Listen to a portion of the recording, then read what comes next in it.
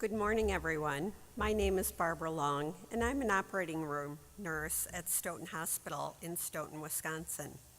I spent the first half of my career as a labor and delivery nurse at St. Mary's Hospital in Madison, and I have great stories and experiences from those years. But the reason I've been invited here today, which I might add is a great honor and pleasure, is to share an experience I had with a patient named Frances. Frances is an example of why I chose nursing as a career. I wanted to help people. We've all heard that many times from nurses, right? Well, Frances needed help.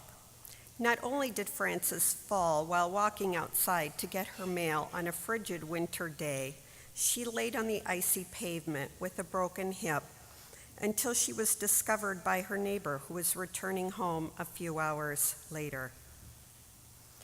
I was the nurse on call for the operating room when we received the call that we had a hip fracture to repair.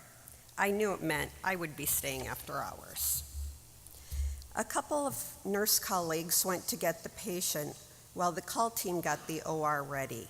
When they arrived back with the patient, they were both overcome by the most foul smell they had ever experienced, and they couldn't help but notice the large clump of matted hair on Frances's head with a sore under it. It was obvious she was trying to hide the wound as she kept pulling her hair forward over the matted clump.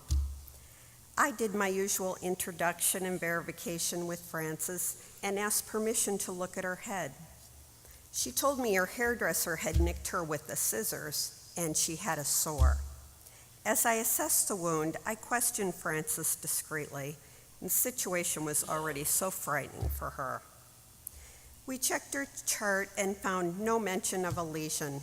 I alerted the orthopedic surgeon and asked if he would take a look.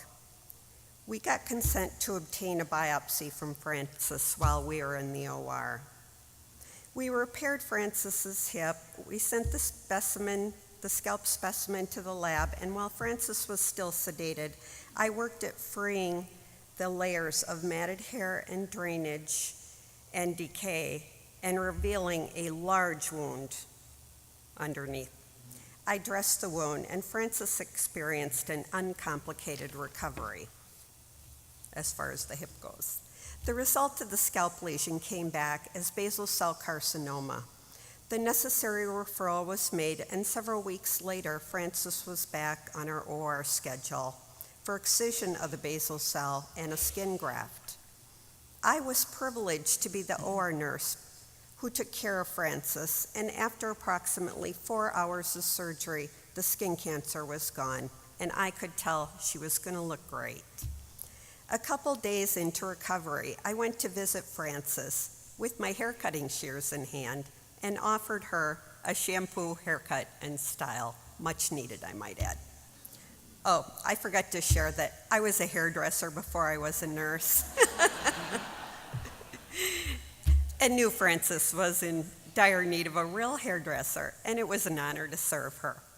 As I spent time talking to her son, I learned more about this special woman. The family shared with me that Frances was virtually homebound prior to this, and now is looking forward to going out with the family to celebrate her granddaughter's 12th birthday. All the staff involved in the care we gave Frances did a great job. This really was a life-altering experience for Frances. In the ever-changing world of healthcare, we all have to remember the importance of looking away from our computer, assessing our patients, and remember that it takes a team effort. And most importantly, we have the responsibility to ensure that we provide care for the total person and all of their complex needs, not only the ones that are most obvious. Thank you.